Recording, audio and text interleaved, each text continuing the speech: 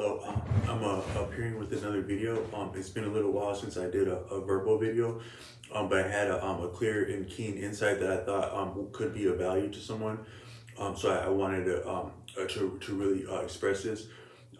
Then first of all, this kind of plays into my subject, but in some ways, it may not be possible as a human being to be entirely free of entitlement, arrogance, or a different bias to the extent of even prejudice, just because of some of our inherent blind spots, and that the fact that we have things in our experience that are very potent and that inform us on a lot of levels. However, we can't help but to overlay our prior experiences into our present experiences, into people that we experience in our present experiences, or even reflect on in our prior experiences, to just say that there are natural, kind of like if you were to look at like the currents of a waterway or a lake or a river, there are different like eddies and pockets, and I think that when we both in our experiencing an environment and understanding who we are, but then also taking that and then interacting with other people doing the same, there are like blind spots and eddies that exist, that are sometimes our experiences coalesce, overlap, and then inform one another, and that would be like a form of enlightenment. But then I think the opposite can also be true, and a lot of pain, conflict, turmoil, and maybe unfortunate and unnecessary outcomes can come from that. And so the author Arthur Avalon says that in this reality, he has one book. I think it's called what is it? It's the something about power, the world as power. He goes into detail explaining how the different grades of matter, like from what would be gross, or like what is very bulky and broad, and we can easily objectively grasp it, down to finer and finer matter and substance, which would be like your some of the properties of like maybe like minerals or metals, that they become finer and finer, but they're yet more sublime and even more potent. If you think about something like the atom bomb, the atom is one of the finest forms of matter that we can objectively fathom and even manipulate. Yet it is the most potent in terms of the energy that can exude from even a very small atom. So that's an example of how the all that's around us, both animate and inanimate matter, and even immaterial as we can understand it with things like energy and radioactivity. All this is dynamic, and I would even say he could more clearly enunciate is sentient, or dynamic and vibrant, like almost to be like sentient, which is, I can't completely enunciate what sentience is, but I think it would be like living would be the most simple way to say that. But what he goes on to say is that all matter, all he goes to say that you can't ultimately distinguish matter and mind. That wherever you have matter, you have a form of mind, and wherever you have mind, you have a form of matter that corresponds to that. So it's actually kind of like a very it's a very sublime thing, but it's also kind of materialistic in saying that all things can be reduced to matter. That might not sound spiritual, but the way that he conveys it, it kind of he can do it more justice, and where it doesn't negate, or it doesn't change the more profound things we understand about spirit, but it's just a very it's just that fine and exact, and that's how brilliant and sophisticated this universe is that we inhabit. But what he says is that all things are both conscious and unconscious, and they're to different degrees, conscious or unconscious. And a lot of that, the degree to which something is conscious or unconscious, can kind of constitute its nature. And so what he says is that this is leading a little bit into Eastern philosophy, which was not my premise in this video. But what he says is that there are three underlying factors in all manifestation of experience, but also beings, which would be like your active, with that in India they would call that like raha, guna, or like characteristic. Then you have your the active, and the active is not necessarily benign or a detriment. It's just simply active. and then you have your like tamasic, which would be like that's like your more, if you think of like virile nature, pure survival, more so like with self-interest. So that'd be like something like when the different things about us that really where you can appreciate that us as human beings are still animals, and a lot of things we do are very what we call animalistic. And that's not to throw shade at animals, because animals can be more sublime, more humble, and have a lot of dimensions that I would say are probably more sublime even than a human being. If you just think about like the humility of a dog, or the perception of a cat, or the prudence of a cat, the prudence of a deer, the fortitude of a wolf, lion, just on and on. So, and then the way that ants are so humble yet so strong for their size, and so I meant to say that we're really quite absurd to say that we are any higher or lower than any grade of being. But you have like in a situation, in an environment, you always have an active influence. Then you have like a self-interested influence, which would be like the animalistic. Then you have like the what is it the uh,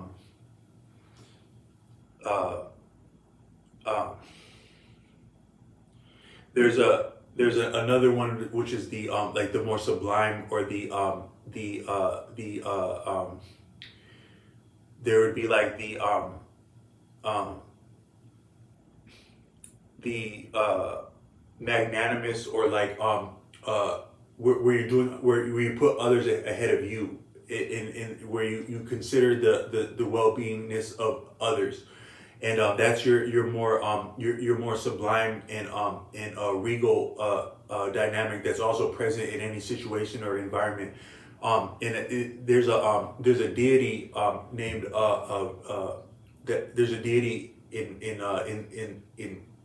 Eastern thought that is so in Eastern thought, these three dimensions these three influences correspond to ultimately to three great personages, being a destructive force, a sustaining force, and an active force. And then these are always intermingled, and none of them are good or bad. They just simply are the underlying factors that are fashioning our experience. But it's the same in beings, and it has to do with how conscious or unconscious something is, and that there's strength in being unconscious, like instinct, but there's also strength in like being conscious, like forethought and awareness. But these are always intermingled and giving different outcomes. So I just meant to say that we are always both conscious and unconscious.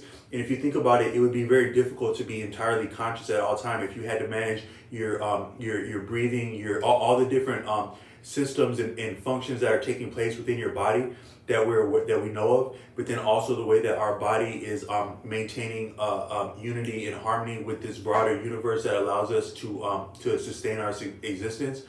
All that is going on very sublime and sophisticated levels to fashion our experience and our ability to make choices and learn from our choices.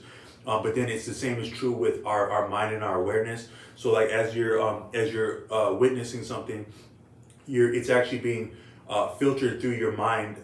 So your mind is actually aware of a lot more than what you're conscious of. And then the most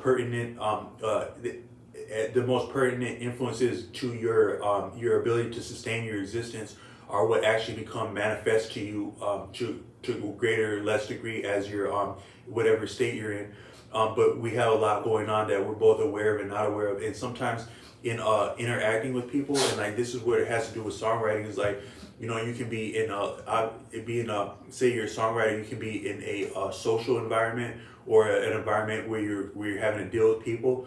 Because I think maybe as artists we can overlook the social dynamics, the social component of artistry, where I think that you could say that any artist of any kind, there's a social component that goes with either how you publicize or promote your art, or how you have the resources to have a space to create art, or the learning that you get to become an artist. There's a kind of like a social component. And then I think a lot of jobs, they say like your hard skills and your soft skills. The hard skills being like the technical things, the things dealing with like maybe mean physical matter, or like a skill or craft of some kind. But then you have the soft skills that are the social components, that a very blunt word that I hesitate to use this word in a video without compromising the video, but it would be politics, which is that you have politics in group dynamics that are part of anything we do as humans, including art.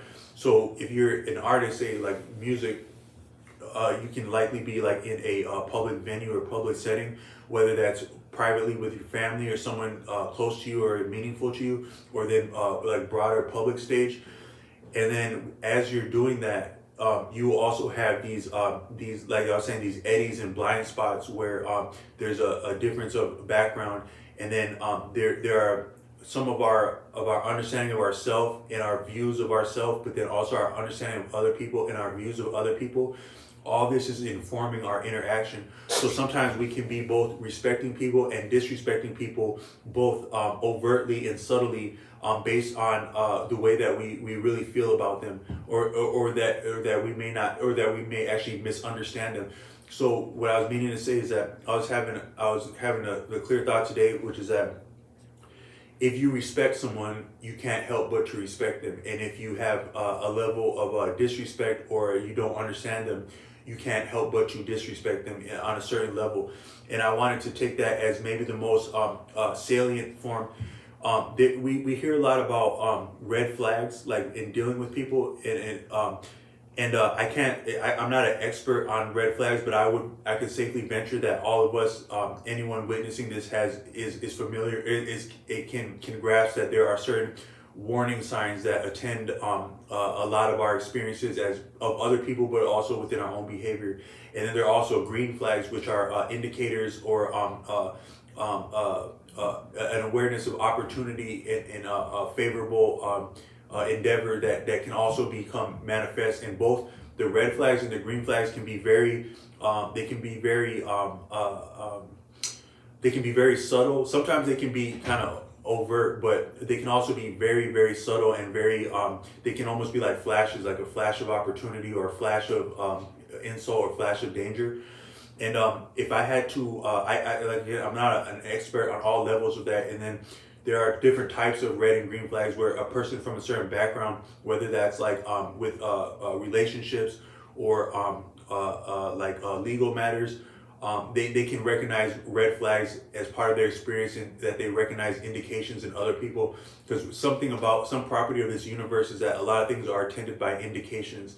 And that might be one of the redeeming, or that might be what has also sustained survival on different levels of different grades of beings, is just that there are indications, and we have the prerogative and the ability to respond to them, and that can amount to our survival or our undoing, how we handle those. But again, I'm not an expert on all forms of red and green flags. But if I could list maybe three of the chief, or the cardinal red flags, they would be lying,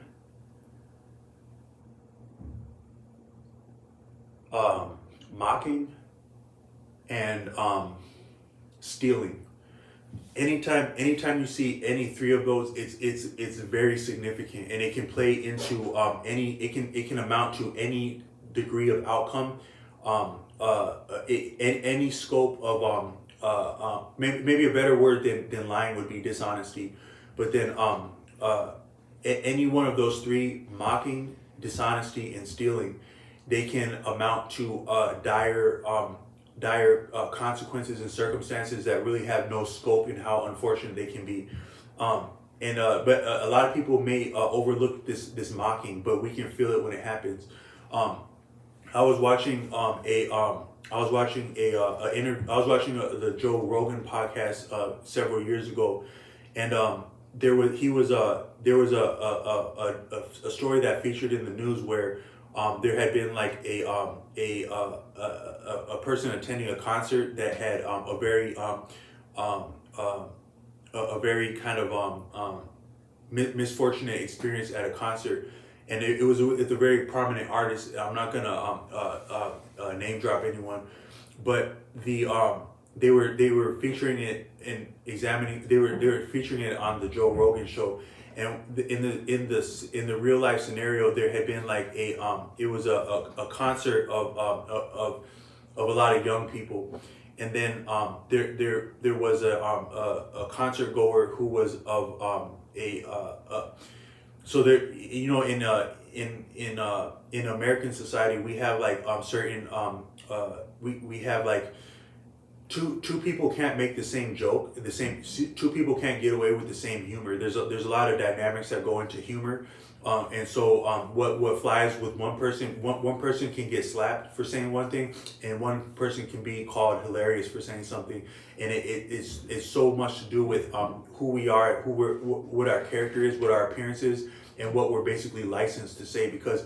all of us have different degrees of license, whether that be like our social status or our appearance, or that allows us to say certain things and it go over well.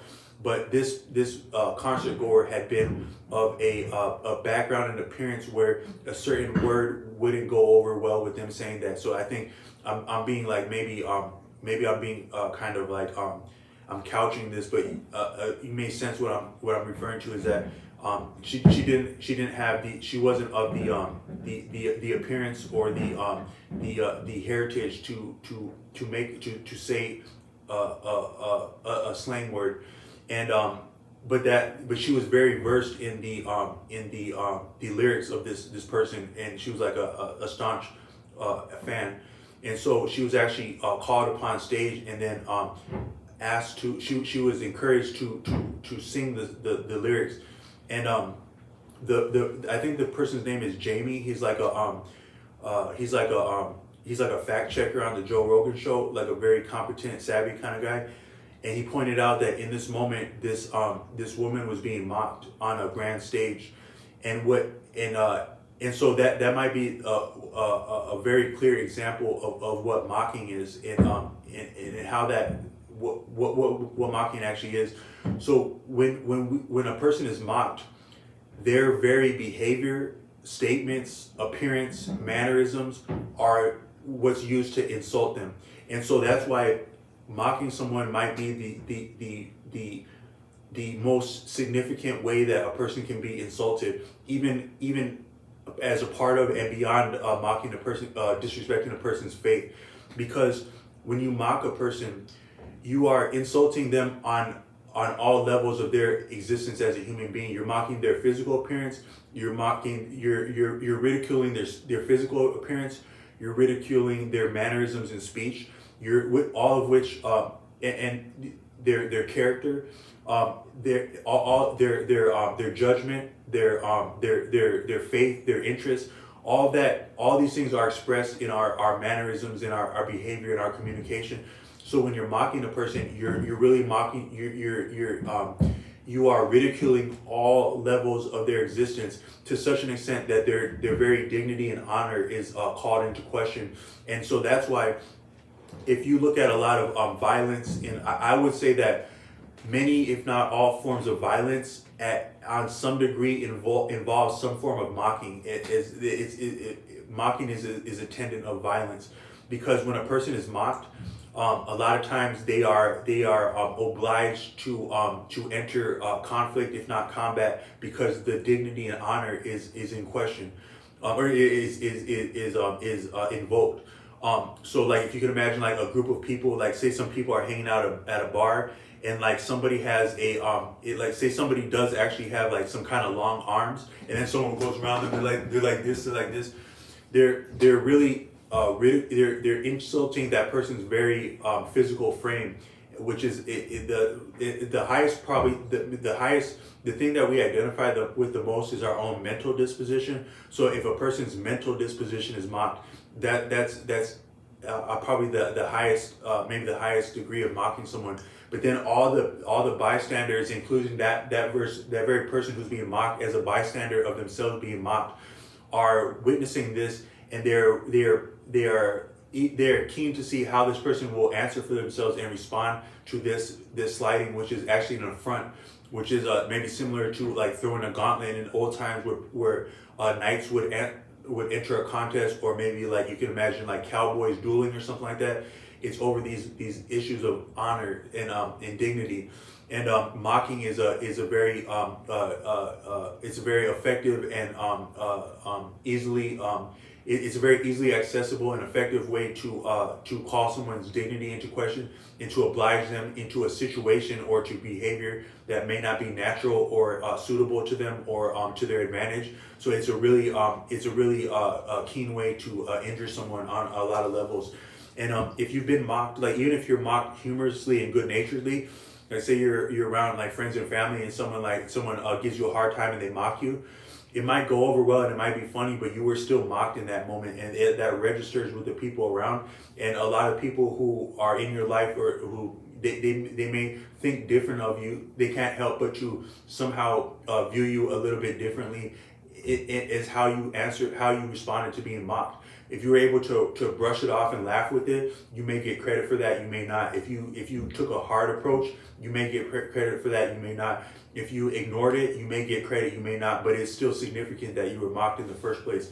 Yeah,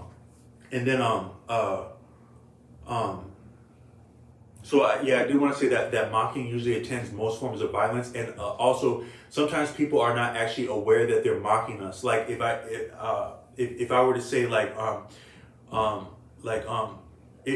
I were to say if you say anything at all and someone repeats to you exactly what you said as though you didn't know what you just said, or that they're rerunning it back to you what you said or did, they are mocking you, and they might not have intended it, but some of their other peripheral, a better word than conscious and unconscious would be liminal and subliminal, and we're always both liminal and subliminal. Liminal being above the surface, subliminal being below the surface of our conscious awareness. And so someone's real, a combination of their liminal and subliminal experiences with you or ways of looking at you come out in their behavior, and it can be in a form of mocking you. So if I said something, if I was like, damn, I gotta get something to eat. And then my friend was like, my friend was like, that man said he gotta get something to eat, man. I just got mocked right there. It might be good natured, all good, but I still did just get mocked. So whenever mocking is present, it's significant. That's all I'm saying with this video. And the only reason I bring that up is because they say that to observe a process, it changes that process, and that's true to the quantum level. Scientists have proved that when they are observing behaviors of subatomic particles with the intention of further manipulating or understanding those particles, their very attention and conscious awareness can influence the behavior of subatomic particles. So that's far beyond my background to be able to articulate that, but I have seen in a video that there's convincing evidence that observing anything all the way to scientific experiments can change things. And it's similar with our behavior, where if we can recognize what mocking is, what function it plays, when it's being employed, how it's being employed, both we can recognize when we may be inclined to mock someone, or when we are being mocked, or when we see another person being mocked, and we can see how that behavior, how that is inciting disrespect, if not physical violence in combat, to see when mocking is going on. And then I think in this video I won't go into dishonesty or stealing, but each of those are equally as profound and potentially detrimental as mocking. But I did want to say that those three are significant red flags. But with this one, I'm just pointing out mocking so that we can see when it's happening and be conscious in that moment. And that very consciousness might change that outcome, whether that be us being aware of what's going on, or us maybe standing up for another person being mocked, to have equitable outcomes, because we all deserve and would be blessed to experience enlightenment. And we're not going to get there unless we cooperate with one another, bring our best to one another, and respect one another. So I offer this with humility, and I submit this one, whatever value is in this, just simply to the Spirit of truth, as insights that are much greater than I am, and I'm merely enunciating some that came to my awareness today, for the purpose of benefiting other people interested in creativity and just healthy, productive lives that can be enjoyed. Whatever you're into, keep up the work day by day, and peace.